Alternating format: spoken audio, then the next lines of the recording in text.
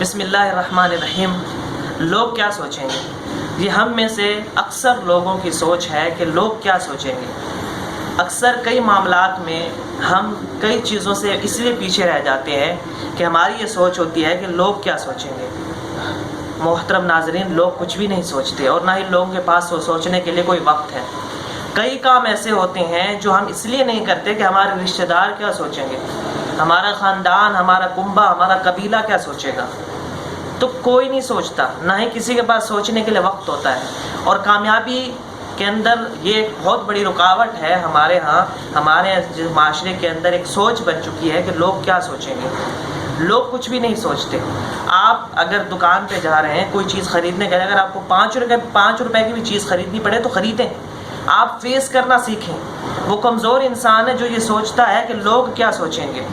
کمزور انسان ہے، کیونکہ اس کے اندر لوگوں کا ڈر ہے، اس کے اندر لوگوں کا خوف ہے۔ جو بندہ ہمت رکھتا ہے، جو بندہ استقلال رکھتا ہے، وہ کبھی بھی نہیں سوچتا کہ لوگ کیا سوچیں گے، اور لوگوں کے پاس سوچنے کے لیے کوئی وقت بھی نہیں ہوتا۔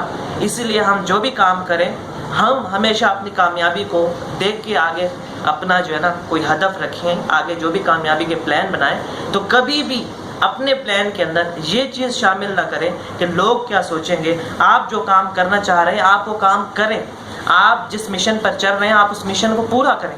آپ جس طرح کامیاب ہونا چاہتے ہیں، کامیاب انسان بننا چاہتے ہیں، اس طرح کامیاب انسان بنیں۔